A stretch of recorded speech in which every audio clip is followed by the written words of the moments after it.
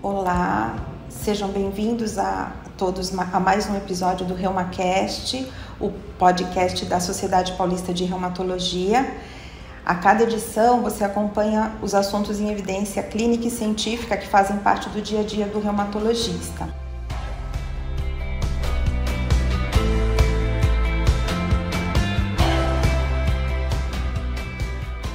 Hoje a nossa conversa vai ser sobre a Covid-19 do ponto de vista do pediatra. Então, a gente vem vindo de uma pandemia, que se mantém ainda, e a gente vai conversar um pouquinho sobre o impacto dessa pandemia, as manifestações, especialmente nas crianças e crianças com doenças reumáticas imunomediadas, principalmente. Eu sou Maria Carolina, eu sou responsável pelo Serviço de Reumatologia Pediátrica da Santa Casa, e sou médica reumatologista do Hospital Infantil Darcy Vargas, membro da Comissão Científica da Sociedade Paulista de Reumatologia e da Comissão de Reumatopediatria da mesma sociedade. Eu tenho a honra de receber duas grandes especialistas para me acompanhar nesse episódio. A doutora Ana Luísa Caparrós, do Departamento de Reumatologia da Faculdade de Medicina de São José do Rio Preto. Olá a todos, muito obrigada à Sociedade Paulista de Reumatologia, na pessoa principalmente do Dr. Marcelo, por me convidar para participar. Estou muito honrada. Eu sei que o ReumaCast é um formato muito bacana de levar informação, discutir novas informações entre os reumatologistas. Sei que tem sido um grande sucesso, então agradeço muito o convite. Obrigada a Maria Carolina e Vanessa que estão participando comigo. E com a gente também está a doutora Vanessa Guissa. A doutora Vanessa é docente da disciplina de pediatria da Pontifícia Universidade Católica de Campinas e reumatologista pediátrica do Hospital da PUC de Campinas. Olá a todos, agradeço a você, Maria Carolina, e a Sociedade Paulista de Reumatologia pelo convite e pela oportunidade de discutir esse tema tão atual e relevante na nossa prática clínica. Agradeço a você também, Ana Luísa, pela participação. Então, a gente vai conversar um pouquinho, sobre a Covid-19 e eu acho que tem alguns pontos, que são bastante importantes da gente destacar, da gente conversar, para tentar esclarecer algumas dúvidas também, Então, a gente viu, nesses 2 anos aí de Covid-19, inicialmente a gente esperava, um comprometimento grave, das crianças, especialmente as crianças, que a gente cuida com doenças reumáticas imunomediadas, e no início da pandemia a gente viu que não foi bem assim, As crianças foram pouco comprometidas, quando tinham comprometimento, era um comprometimento bem leve, elas foram óligo ou mesmo assintomáticas. E a gente, durante a pandemia, a gente observou aí várias variações aí nas manifestações da Covid, Então, Ana, eu queria estar perguntando para você, se você acha que a gente ainda pode dizer que a Covid-19 ela é menos grave e menos frequente nas crianças, em relação ao que aconteceu no começo da pandemia. Com certeza, as crianças ainda são um contingente pequeno do total de infectados e do total de óbitos por Covid-19. Então, o que aconteceu agora na onda da Ômicron, que foi a do final do ano passado para o começo desse ano, é que em relação à Delta, que foi a onda anterior, do ano passado, a gente viu que aumentou o número de crianças infectadas e, com isso, consequentemente, também o número de crianças hospitalizadas, principalmente nas faixas etárias menores, aquelas crianças menores de 2 anos. Eu que ainda trabalho também em pronto-socorro presenciei isso, muitas crianças hospitalizadas nesse comecinho de ano agora, porém isso não foi acompanhado do aumento da mortalidade. Então a gente percebe que a Ômicron ela é mais infecciosa para a faixa etária pediátrica, levou um número um pouco maior de internações, mas que isso não foi acompanhado de um número muito alto de mortalidade, mostrando que é uma infecção mais infecciosa, porém menos grave, com quadros clínicos mais leves, Ainda assim, eu acho importante a gente frisar que o número absoluto de óbitos em crianças, apesar de, mais uma vez, serem um contingente menor do total, é um número ainda muito absurdo, A gente tem aí os dados de fevereiro desse ano, são 12.800 mortes em crianças menores de 20 anos de idade. É um número inaceitável, a gente não gostaria de passar nem perto disso, e esse número por si, ele fala bastante como é importante a gente frisar vacinação, cuidados ainda de isolamento. A pandemia ainda não acabou, apesar de estar minimizando, né, as medidas de isolamento, a gente precisa ainda pensar nessa faixa etária sim. É isso que a gente observou mesmo, né? Que a gente teve aí nesse comecinho, final do ano, começo desse ano, um aumento dos casos, mas casos ainda leves, né? Apesar do número de hospitalização maior, né? Assim, foi um pouco mais grave do que lá no começo, mas ainda assim mais leve. Mas eu acho que é bem isso que você falou mesmo, né? A pandemia ainda não acabou, a gente tem que se cuidar ainda, né? E a vacinação aqui passa a ser super importante, né? E Vanessa, você acha que essas novas variantes, né, a Ana começou a comentar, mas você acha que essas novas variantes, elas causam, né, quadros mais graves nessas crianças? Maria Carolina, até o momento sabemos que crianças infectadas pela variante Ômicron, a predominante atualmente, apresentam sintomas diferentes dos manifestados em adultos, principalmente com quadros agudos de diarreia, desidratação, pneumonia e laringotraqueobronquite. Além dos sintomas já atrelados a Ômicron, como fadiga, dor de cabeça, perda do apetite, 15% das crianças infectadas por essa variante apresentam infecções cutâneas importantes, como erupções cutâneas, eritematosas e lesões vesiculares, e as crianças não vacinadas e as menores de 2 anos são as mais hospitalizadas. A subvariante BA2 traz preocupação porque parece ter uma infectividade maior que a Omicron original, mas ainda não sabemos como será o seu comportamento na faixa etária pediátrica. E a Deltacron, segundo especialistas, é uma infecção rara e ainda não se percebe um alto índice de infecção, e as pessoas infectadas apresentam sintomas mais leves e, portanto, a hospitalização é baixa. O momento é de monitoramento e a vacinação é muito importante, mesmo quando se trata de variantes. É que a gente observa isso, né? O SARS-CoV ele vem com cepas diferentes, né? E com manifestações diferentes, às vezes mais graves, às vezes mais leves. Então, eu acho que pelo fato de ser uma doença tão recente, né, que a gente não tem um acompanhamento a longo prazo disso, né, então acho que a gente tem que continuar monitorando, porque a gente não sabe como que a coisa vai evoluir, né, assim, às vezes a gente tá achando que tá saindo, né, e de repente vem uma cepa diferente e muda tudo, né, então acho que os cuidados eles devem persistir, né, e a monitorização é importante aqui também. E Ana, você acha que tem algum motivo para que a gente não tenha observado o que a gente esperava, né? Que a gente esperava uma gravidade maior nas crianças, assim como a gente esperava uma gravidade maior nos pacientes imunocomprometidos também, né? E não foi o que a gente viu, mesmo quando a gente teve o maior número de casos, né? Essas crianças, algumas realmente mais graves, mas a grande maioria foram com quadros mais leves, né? Manifestações mais tranquilas, né? Você acha que tem algum motivo para que isso aí possa estar acontecendo? Eu acho que não tem um motivo, acho que é uma série de explicações, né? A gente tem vários estudos que apontam cada um seus fatores. Então, a gente poderia citar, por exemplo, as crianças têm menos comorbidades do que os adultos. Então, aquele início de pandemia, a gente viu muitos idosos hospitalizados, uma alta mortalidade por conta do alto número de comorbidades associadas. E a gente tem uma prevalência menor de comorbidades na faixa etária pediátrica, né?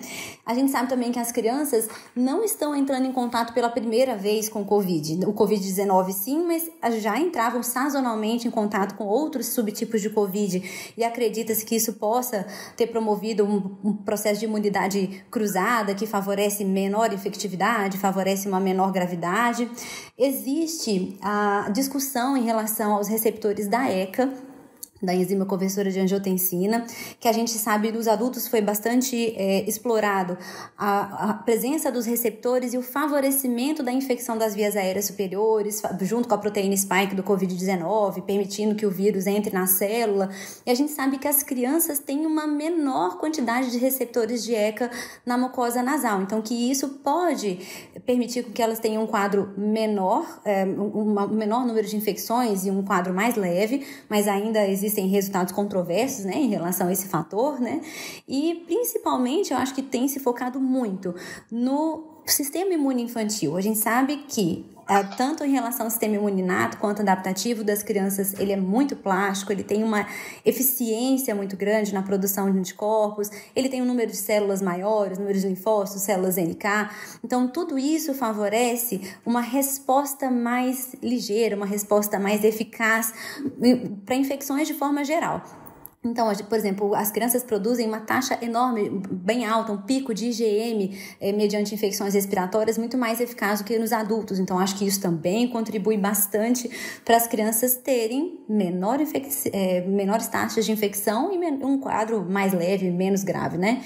E, atualmente, que a gente viu em relação, no início desse ano, principalmente, que a gente teve uma sazonalidade deslocada de outros vírus respiratórios, as crianças voltaram a conviver socialmente, e aí, do nada, em dezembro, vírus sincicial respiratório, influenza, que não era o pico esperado, e que essa co-infecção poderia favorecer quadros mais leves da Covid, não dos outros vírus, mas quadros mais leves da Covid. Então, tudo isso são conjecturas, a gente não tem uma resposta única, né? Mas eu acho que tudo isso pode ajudar a justificar o fato das crianças serem um menor contingente de infectados e pacientes graves.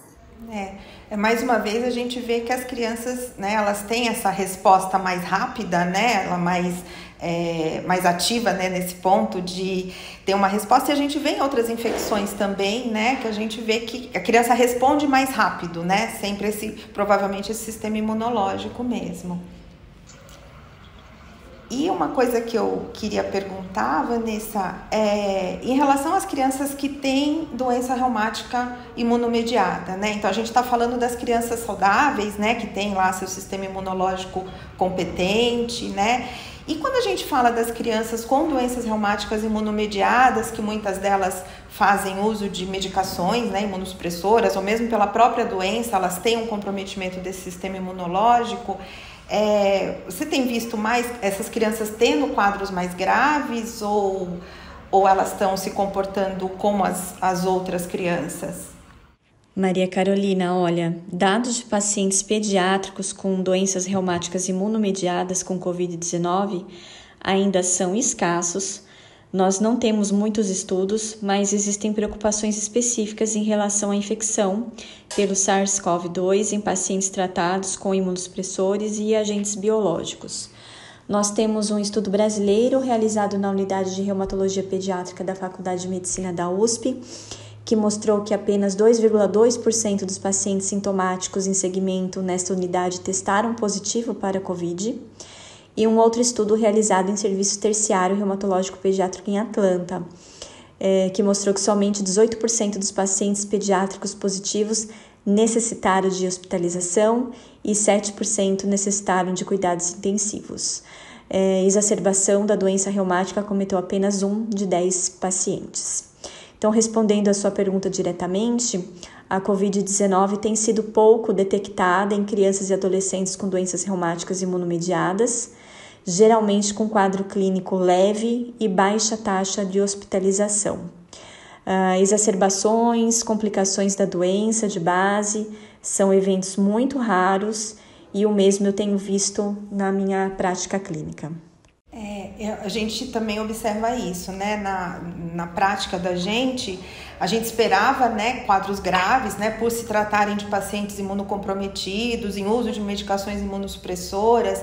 Então, a gente meio que até se preparou, né, para uma coisa bem grandiosa, todo mundo desesperado, sem saber o que ia acontecer. Mas foi exatamente o contrário, né? A gente, assim, nos serviços que eu atuo, a gente teve poucos pacientes com Covid, né? E os que tiveram foram quadros muito leves, né? Muito pouco sintomáticos, sem gravidades, né? Assim, algumas exceções, mas a grande maioria foi dessa forma. A minha experiência foi exatamente essa. Eu lembro que no começo da pandemia, que foi março de 2020, não é isso? Eu tava de licença maternidade, igual eu tô agora de novo. E aí eu fiquei muito apavorada. Eu falei, meu Deus, o que vai acontecer com os meus pacientes?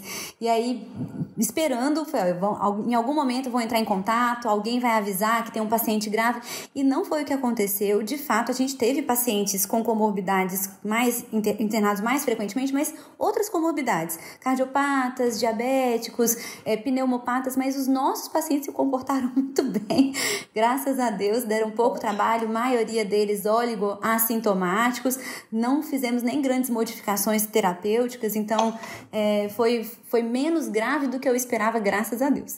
Acho que foi o que todo mundo sentiu, né, nesses anos aí. E uma questão que eu acho que é importante, né, a gente discutir, debater, é em relação às medicações, né, que essas crianças que elas usam, né? Então, são crianças que usam medicações imunossupressoras, imunobiológicos, corticoterapia. Que você, Ana, acha que elas podem agravar? Isso pode ser um motivo para ter quadros mais graves? A gente não precisa se preocupar tanto? Eu acho que o reumatologista ele fica no meio de um caminho muito difícil quando tem um paciente infectado pelo Covid, porque de um lado você tem um paciente imunossuprimido que você sabe que pode ter uma propensão maior a evoluir com uma alta mortalidade. E do outro lado, a doença ativa também funciona como uma comorbidade importante. Então, ou é um paciente imunossuprimido pelo tratamento, ou imunossuprimido e com comorbidade pela doença ativa. Então, eu acho que a decisão em relação ao tratamento é muito individualizada. Você tem que se perguntar primeiro, qual é a gravidade da infecção que aquele paciente está apresentando pelo Covid? Nos pacientes oligoassintomáticos, não tem se recomendado grandes modificações terapêuticas, observação do paciente, monitorização, orientação de qualquer piora clínica, procurar um serviço de emergência, porém não modificar o tratamento de base. Então, nos pacientes que a gente tem um quadro mais sintomático, né, moderados, graves, a gente precisa considerar a doença de base. É um paciente que tolera, uma doença de base estável, que tolera modificações no tratamento, principalmente em relação a 3 medicações, corticoide, IL-6 e rituximab, que é o que tem mais se discutido. O corticoide, porque a gente sabe que o uso de corticoide precoce na infecção do Covid pode favorecer um desfecho ruim do Covid-19. Então, principalmente doses altas, pulsoterapias, o equivalente a maior do que 20 miligramas dia de prednisona, né? Então, se é um paciente que tem uma doença que tolera, a gente reduz a dose ou evita pulsar o paciente nessa fase. Em relação ao IL-6, que eu lembro que no começo da pandemia foi uma ficha assim super aposta que ele fosse ser bom para o Covid-19, naquela fase inflamatória da doença, e hoje a gente tem resultados de estudos bastante conflitantes que mostram, inclusive, uma tendência a infecções secundárias oportunísticas nos pacientes que fazem uso de anti-IL-6, que é tudo que você não quer. É um paciente com Covid-19 que faz uma pneumonia bacteriana secundária, que faz uma sepse, uma infecção de corrente sanguínea. Então, de novo, o anti-IL-6, se possível, postergar as doses da medicação durante a infecção aguda pelo Covid-19 deve ser recomendado, e o rituximab, que interfere diretamente na produção dos autoanticorpos, né, dos anticorpos IgM, IgG, e faz parte do combate à infecção aguda. Se possível postergar 2 a 4 semanas o início do tratamento, melhor, mas, mais uma vez, considere sua doença de base. Se você for postergar o tratamento e a doença de base entrar em flare, você também não quer isso durante a infecção aguda pelo Covid-19. Então, não tem uma resposta padrão, eu acho que é, mais uma vez, individualizado o que fazer com cada um desses pacientes, né? Vocês tiveram alguma experiência de algum paciente específico que precisou mudar tratamento ou que teve um desfecho ruim pela imunossupressão? Eu, particularmente, não tive nenhum. Eu também não tive nenhum, Ana, assim, que a gente precisou mudar terapêutica, que precisou suspender medicação, a gente não teve nenhum também.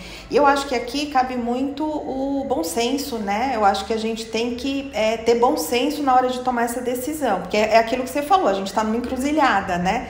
De um lado a doença, do outro lado a infecção. Então, acho que a gente tem que ver caso a caso, né? Então, eu tenho que ver se esse paciente está mais ativo, se está menos ativo. Será que se eu tirar a medicação, ele vai piorar da doença e daí eu vou ter um outro problema também?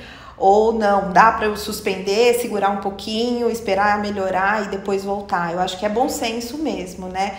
Eu também, foi como vocês, não precisei modificar terapia de nenhum paciente, nem suspender o uso de medicação, foi muito tranquilo. Tá.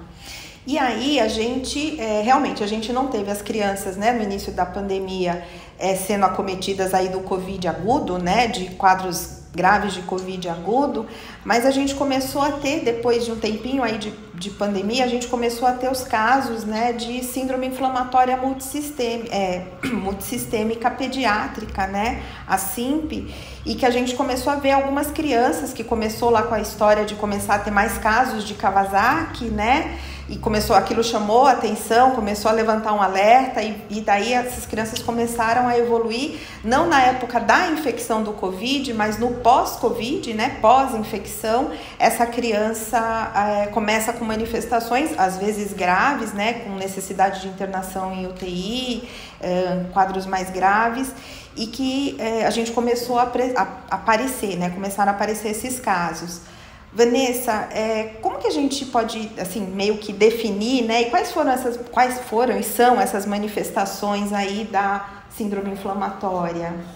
Bom, a síndrome inflamatória multissistêmica pediátrica é uma resposta inflamatória decorrente de uma infecção prévia pelo SARS-CoV-2 e é considerada pela Organização Mundial de Saúde quando um jovem entre 0 e 19 anos apresenta febre, geralmente febre alta, por pelo menos 3 dias, associada a exames laboratoriais que evidenciam uma inflamação aguda e pelo menos o acometimento de 2 órgãos ou sistemas. Então, nós podemos ter manifestações cardíacas, renais, respiratórias, hematológicas, gastrointestinais e até mesmo dermatológicas. E é um paciente que tem que ter um precedente epidemiológico positivo para SARS-CoV-2 por pelo menos até 4 semanas antes desse quadro agudo, sem outro diagnóstico plausível. A mortalidade varia entre 0% e 2%, em grandes estudos é considerada baixa, porém bem maior quando comparada à mortalidade geral de crianças com Covid. É importante marcar que, diferentemente da Covid, a SIMP ela é mais comum em crianças entre 6 e 12 anos de idade e geralmente se manifesta, além da febre alta, com uma dor abdominal intensa, lesões de pele, então esse é um grande sinal de alerta aos pais. E aqui, Vanessa e Maria Carolina, não sei se com vocês foi assim também. Eu lembro que no começo da pandemia eu esperava trabalhar muito, porque eu esperava pacientes muito graves, nossos pacientes com comorbidades, e aí tudo em paz, pacientes ok, todo mundo em isolamento social, nem as infecções habituais da infância a gente estava vendo. Falei, nossa, que bom, né? E aí, alguns meses depois, eu acho que eu nunca trabalhei tanto na vida, tanto paciente grave, UTI, miocardites, fração de ejeção de 20%, choque, e assim, uma doença que ainda estava se estabelecendo, um protocolo de tratamento, era uma responsabilidade muito grande, porque os pais tinham muito medo, os colegas de UTI, os intensivistas, muito medo, uma doença muito desconhecida. Então, o que a gente não trabalhou no início da infecção do Covid-19, em agosto, meados de agosto, setembro do ano seguinte, a gente trabalhou demais aqui na reumatologia. Então, não sei como foi a experiência de vocês com a SIMP depois da Delta. Foi bem difícil. Minha prática clínica foi semelhante. Depois de uma calmaria, veio um período turbulento. Crianças com comprometimento cardíaco, né, com a miocardite, mas deve ficar claro que os pacientes se recuperaram muito bem. É uma mortalidade baixa, né? Graças a Deus. Apesar de eu ainda ter alguns pacientes que estão lidando com as sequelas, né? Dilatações de aneurismas de coronária, ainda se recuperando da função cardíaca, a tendência é sempre melhorar de fato. Não teve uma alta... Eu não tive nenhum óbito, eu acho, aqui por SIMP. Por SIMP, não. Então, acho que vocês tiveram uma experiência muito parecida, né? E é uma coisa que a gente não viu, eu não sei vocês aí, na Ômicron. Eu tava esperando, foi na hora que começou a onda da Ômicron, eu falei, meu Deus, daqui uns meses lá vai nós de novo, tudo outra vez. E não foi, na verdade, até agora, um ou outro caso de SIMP, e aí uma equipe bastante alinhada do hospital, nós fizemos o protocolo de tratamento, então todo mundo perdeu o medo, todo mundo já sabe identificar, então um protocolo de tratamento mais estabelecido, né, estudos maiores, mais robustos, então não tive essa grande preocupação agora nessa nova onda, não. Foi exatamente isso mesmo. Eu também. A gente passou aquela fase calma, de repente você ia dar alta para um, já tinha um outro, e você lá desesperado, e era aquilo que você falou, Ana. A gente não tinha ainda como lidar, né? A gente não sabia direito como lidar com aquela doença, que tipo de tratamento, e ia causando uma certa angústia, né? E quando começou a outra cepa, foi a mesma sensação. Eu falei, meu Deus, vai começar tudo outra vez, vão ser novos casos de novo, e realmente foi mais tranquilo. E uma coisa que eu queria saber é, assim, nos adultos, a gente pode ter essa síndrome inflamatória multissistêmica? O quadro é mais ou menos parecido, se tiver? Sim, a gente viu, acho que já desde o meio do ano passado, começaram a surgir os primeiros relatos, síndromes inflamatórias similares ao quadro infantil em adultos. E aí, já em setembro do ano passado, o JAMA publicou uma revisão grande falando sobre os principais alterações clínico-laboratoriais, já chamando de síndrome inflamatória multissistêmica dos adultos, né, em relação à CIMA, né? E o CDC publicou critérios de definição de caso. Então, a gente tem um quadro muito similar na fisiopatologia, uma síndrome hiperinflamatória, tempestade de citocinas, uma faixa etária que considera-se acima de 21 anos, mas que a gente vê que é bastante frequente ali entre 35 e 40 anos de idade, com febre alta persistente, evidência de processo inflamatório agudo importante, então aumento de procalcitonina, PCR, DHL, ferritina, uma cardiopatia, então acometimento cardiovascular grave, sintomas neurológicos muito mais frequentes do que nas crianças, hipotensão e choque, o quadro abdominal que na criança chama muita atenção e o adulto não costuma ter, né, no COVID agudo. Então, pacientes adultos evoluindo com quadro gastrointestinal, a plaquetopenia, que é geralmente menor que 150 mil, também chama bastante atenção, e essa temporalidade com infecção pelo COVID nas últimas 2 a 6 semanas, tem relatos até 18 semanas, mas o mais frequente ali 2 a 6 semanas. Então, é um quadro, de uma forma geral, mais grave do que nas crianças. Então, os adultos com síndrome inflamatória multissistêmica têm uma tendência maior a evoluir com choque, miocardite persistente, com sequelas pós-internação, maior risco de fenômeno tromboembólico em relação às crianças, mas da mesma forma que a SIMP, uma baixa mortalidade geral. E o tratamento também muito parecido, né? Corticoide, imunoglobulina e antiagregante plaquetário e anticoagulação individualizada para cada caso, né? Isso. E aí uma coisa, né? Quando a gente começa a falar da SIMP, né? Então a história começa com os casos de Kawasaki, né? Que começaram a aparecer numa frequência maior, né, principalmente na Europa, e que começou a chamar atenção, e daí foi feito esse link, né, com o Covid. E aí os pais de pacientes com doença de Kawasaki entraram meio em desespero, né, porque, meu Deus do céu, será que meu filho, que já tem o Kawasaki, né, teve o Kawasaki, ele tem mais chance de fazer essa síndrome, né?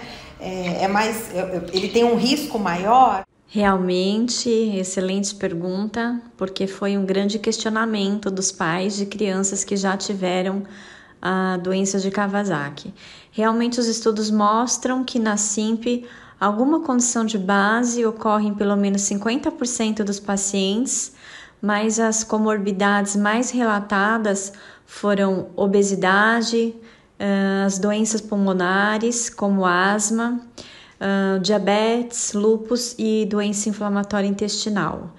A doença de Kawasaki não tem sido descrita como um fator de risco prévio para a SIMP, e é o que nós temos observados na prática clínica. É bem o que a gente viu mesmo, né? Os nossos pacientes com doença de Kawasaki, eles não tiveram, pelo menos na minha experiência, a gente não viu esses pacientes tendo mais frequência, né? Pacientes com mais risco para ter a SIMP, que desenvolveram mais SIMP, a gente não observou isso. Não sei você, Ana, você teve alguma coisa diferente? Diferente não. O que eu vi um pouco, assim, relatos de caso de pacientes que recorreram do Kawasaki após contato com Covid-19, mas relatos, assim, muito isolados. Ficou inclusive na dúvida se era de fato uma SIMP pós-Kawasaki ou se era outro Kawasaki recorrendo após o Covid-19, mas foi o máximo que eu vi também na literatura, não vi nada específico em relação a fator de risco com Kawasaki pregresso, não. É que a gente sabe que o Kawasaki ele pode ser desencadeado, né, por um processo infeccioso, por um quadro viral aí, e o Coronavac, os outros Coronavacs, eles também já tinham uma implicação aí, né, mas não como desencadeamento, como um risco maior para ter a SIMP, né. E uma outra, e assim, como a gente é uma doença ainda recente, né, então a gente vai aprendendo no decorrer do tempo, né, com as manifestações, com as complicações. E uma das complicações que pode, né, que aparecer e que a gente começou a ver primeiro nos adultos, porque as crianças não tinham tido muita manifestação, é a Covid longa, quer dizer, a persistência das manifestações algum tempo depois, né, da infecção, elas persistem. E eu acho que como a gente não tinha as crianças doentes, né, no começo, então a gente acabou não vendo, né, isso, e que agora, como elas começaram a se infectar, então começam a aparecer aí quadros que demoram da melhora, né, que ficam mais persistentes, né. E Vanessa, você já teve caso? Como que você acha que pode, né, isso pode acontecer? Pode sim, é uma complicação da Covid. Um estudo conduzido por universidades dos Estados Unidos, México e Suécia mostrou que mais de 25% das crianças e adolescentes infectados pela Covid tiveram Covid longa, ou seja, continuam apresentando um ou mais sintomas mesmo após um mês da infecção, e foram identificados mais de 40 efeitos em longo prazo associados à Covid na população pediátrica. E em pacientes internados, essa porcentagem é até maior. Quase 30% dos pacientes desenvolveram a Covid longa. E manifestações mais comuns são sintomas do humor, como ansiedade, depressão. A fadiga, distúrbios do sono marcam muito bem a Covid longa, assim como a dor de cabeça, problemas respiratórios e sintomas cognitivos, como a falta de concentração, confusão e perda de memória. Acho que isso é o que chama mais a atenção dos pais, né? Uma criança que era ativa, dinâmica, e aí pós-Covid-19, uma fadiga crônica, uma adinamia, distúrbio do sono, dor musculoesquelética faz parte, né, da Covid longa, então tem se confundido talvez aí com aquelas síndromes de amplificação dolorosa. Então agora que a gente tem os primeiros relatos de caso, né, Maria Carolina, porque como você disse, a gente não tinha muitas crianças infectadas no início da pandemia, e agora a gente está conseguindo mais dados em relação a esses pacientes. Então, mais uma vez, lembrando que a gente sabe que as crianças são um contingente menor do Covid, mas que não é uma doença inócua nessa faixa etária, né? Eu sei que muita gente usa esses dados para se manifestar contra a vacinação da faixa etária pediátrica, e mais uma vez, reforçando que não é uma doença inócua nessa faixa etária. Faixa etária, E a gente, assim, eu tenho visto algumas crianças com muito quadro de dor musculoesquelética, que persiste, e a criança aí não melhora, e acorda à noite com dor, e faz essa confusão com a amplificação, né? Quando, na verdade, pode ser realmente o pós-Covid, né? Uma Covid longa mesmo, né? Então, acho que é uma coisa para a gente ficar atento, e é aquilo que eu acho que é isso mesmo. A gente vai ter que ficar acompanhando para ver como que a coisa vai evoluindo, né? Porque a gente ainda não tem a doença totalmente elucidada, né? As manifestações, então a gente pode não ter. E aí, eu acho que um assunto extremamente importante, né? Eu acho que é a questão das vacinas, né? Então, a gente estava ansioso, né, pela vacinação, aí a gente conseguiu para o adulto e não chegava para a criança, e agora a gente tem as crianças podendo ser vacinadas. Eu acho que é nosso papel reforçar isso, né, não só agora no Covid, mas a gente já vem de uma campanha anti-vacina que a gente vem sendo meio que bombardeado, né, já antes, e isso a gente já está vendo doenças que estavam controladas começando a surgir, né? Isso muito provavelmente associado a isso. Então, acho que é muito importante a gente reforçar a questão da vacinação, e no Covid principalmente, né? A gente viu, né? Foi assim, impactante a queda no número de casos, a queda das hospitalizações, dos óbitos pós o início da vacina, né? Então, acho que surge muita dúvida, né, para as famílias aí, que vacinas que estão aprovadas, a partir de que idade que a gente pode vacinar, né? Então, acho que era legal a gente tocar um pouquinho nesse assunto, né, Vanessa? Sim, atualmente existem 2 vacinas aprovadas pela Agência Nacional de Vigilância Sanitária, disponíveis para crianças no Brasil, a Coronavac e a Pfizer. De acordo com o Plano Nacional de Vacinação contra a Covid-19, o Brasil vacina crianças a partir de 5 anos com a Pfizer e a partir de 6 anos com a Coronavac. E os estudos apontam que as vacinas Coronavac e Pfizer são eficazes e seguras e garantem uma proteção superior a 90% contra óbitos e hospitalizações. Então, acho que fica bem claro, né, que a gente tem, e assim, a questão de fazer a outra dose, né, porque muita gente acaba fazendo uma dose e morre o assunto, né, e a gente acaba não protegendo essas crianças, né. E uma questão que aí, pensando nos nossos pacientes com doenças reumáticas imunomediadas, né, são as mesmas vacinas que estão liberadas, que são aprovadas, tem alguma diferença? As crianças com doenças reumáticas imunomediadas apresentam um risco aumentado para as infecções, tanto por disfunção do seu sistema imunológico, quanto pelo tratamento imunossupressor a que são submetidas.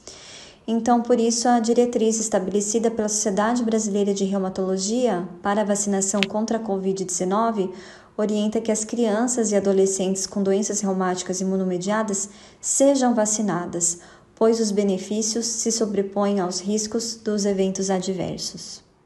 Aqui no Brasil, só a Pfizer, por enquanto, está sendo recomendada para os pacientes imunocomprometidos. Não existe, assim, uma causa específica para essa preferência. Eu acho que é mais por conta da robustez dos resultados de eficácia, né? Como a gente tem pacientes que alguns estudos mostram que nos pacientes com doenças reumáticas a taxa de eficácia é um pouco menor do que na população em geral, as taxas de soroconversão, o pool de células produtoras de IgM e IgG. Então, quanto mais eficaz a vacina, melhor. Então, acredita-se que a vacina de RNA mensageiro, que é a Pfizer, tenha essa robustez maior no resultado dos estudos e, por isso, por enquanto, é a única vacina liberada para os pacientes com doenças reumatológicas. E aí, lembrar que essa terceira dose que o CDC recomendou não é um booster, ela vai fazer parte do esquema vacinal primário. Então, para os pacientes imunocomprometidos, de acordo com o CDC, 3 doses de Pfizer, 0, 8 semanas e aí 5 meses depois. Por enquanto, esse vai ser o esquema vacinal recomendado. E uma coisa que eu acho que é importante também, que é uma coisa que causa muita ansiedade na família, né? Porque logo quando começou a vacinação, apareceram aqueles casos descritos, né? De miocardite associada, de reações as vacinas, né? E isso acabou impactando muito nas famílias que ficaram muito receosas de começar. Então já vem, né, com aquela história da campanha anti-vacina e aí acontecem esses eventos, né? Então acho que era legal a gente esclarecer um pouquinho, né, que da segurança dessas vacinas, né? Para que não ocorra essa angústia aí das famílias, né, Vanessa? A vacinação contra a Covid-19 é considerada segura em adultos e crianças com doenças reumáticas imunomediadas. Sobre casos de SIMP e vacinação. Casos de SIMP após a vacinação contra a Covid são raros e a probabilidade de desenvolver SIMP é muito maior em crianças não vacinadas e que contraem a infecção. O que nós temos de concreto é que as reações mais relatadas na faixa etária pediátrica incluem dor e vermelhidão no local da injeção, fadiga, dor muscular e calafrios. E, portanto, o perfil de segurança dessa vacina no mundo real da faixa etária pediátrica já está sendo estabelecido, sendo favorável, superando eventuais riscos. De acordo com dados do CDC de janeiro deste ano, com mais de 8 milhões de doses da vacina Pfizer administradas nessa faixa etária, 48% das reações relatadas são consideradas não graves e destas, grande parte por erro de administração. E, obviamente, o que foi muito comentado, o medo da miocardite. Até agora, nós temos 1 a 2 casos por cada 1 milhão de doses da vacina Pfizer administrada. O que a gente tem que lembrar é que crianças e adolescentes menores de 18 anos representam 25% da nossa população. Então, realmente surge essa preocupação em relação à baixa adesão da imunização desse público-alvo.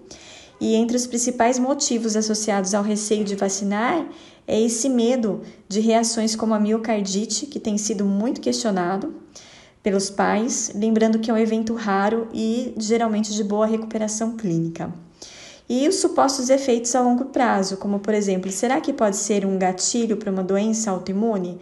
Mas o que a gente sabe é que os benefícios superam os riscos que nós conhecemos até o momento. Eu gosto muito de usar, Vanessa, esse número que você citou para conversar com os pais.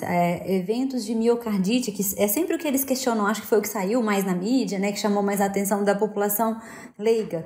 Então, pós-vacinal, 1 a 2 eventos para cada 1 milhão de paciente vacinado, enquanto só no ano passado eu tive 20 pacientes com miocardite por SIMP, pós-Covid, que internaram, ficaram muito graves, precisaram de droga vasoativa, ainda estão lidando com as sequelas desse quadro grave. Então, assim, muito mais frequente pós-Covid do que pós-vacinação. Então, reforçando a importância de se vacinar sem medo. Então, eu acho que é super importante a gente reforçar a questão da segurança da vacina, né, da necessidade, da importância, né, e desfazer essas fake news que acabam aparecendo, que é o que acaba chamando a atenção na mídia, né, e é isso que fica, né. Então, para o pai, ocorreram milhões de casos de miocardite, quando na verdade é esse dado que a Vanessa passou, tá?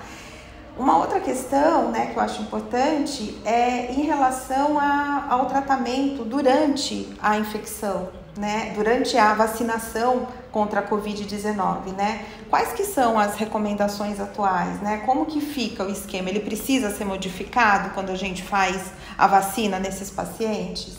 Aí sim a gente tem uma determinação um pouco mais bem estabelecida, né, Maria Carolina e Vanessa?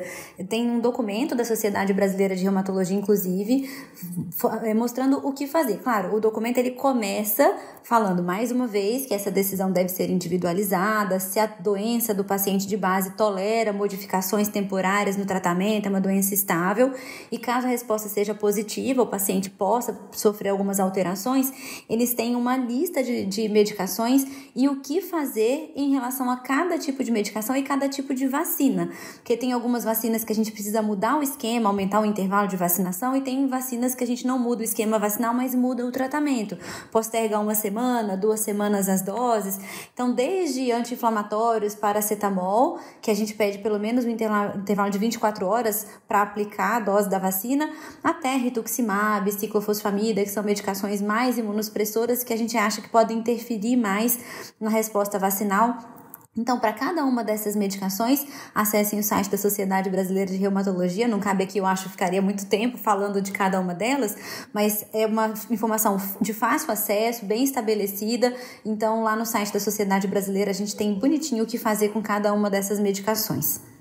E aí, para a gente fechar, né, eu acho que era interessante a gente entender aí o que seria a melhor maneira da gente manter essas crianças seguras em relação às complicações da Covid. Eu acho que a resposta só tem uma e é vacinação, né? Então, a gente sabe que as medidas de proteção individual e de isolamento social foram importantes, principalmente quando a gente estava tentando estabelecer um conhecimento em relação ao Covid-19, mas que viver em isolamento, em especial na faixa etária pediátrica, era impossível, tem todos os prejuízos, e que se agora a gente pretende voltar, não digo à normalidade, mas a uma certa normalidade, a gente precisa que essa faixa etária esteja protegida. Então, vacinar quem pode ser vacinado, as faixas etárias para as quais elas estão liberadas, e vacinar todo o restante para que as faixas etárias não vacinadas também possam ser protegidas, né? É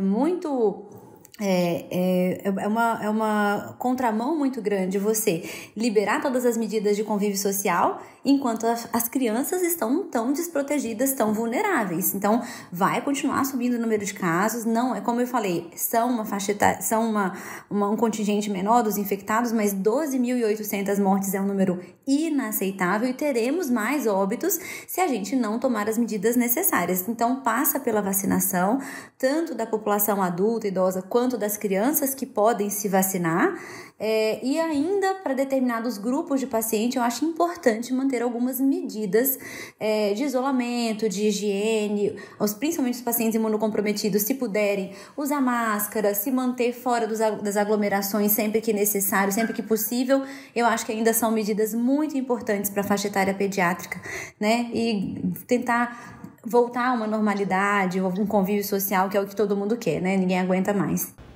Eu acho que é bem isso mesmo, né? Eu acho que a gente tem que reforçar a questão da vacina, eu acho que é o caminho mesmo para a gente conseguir tentar ir voltando para a normalidade, para a gente ter essas crianças e a população protegida também, né? Para a gente poder continuar com a vida, voltando às atividades.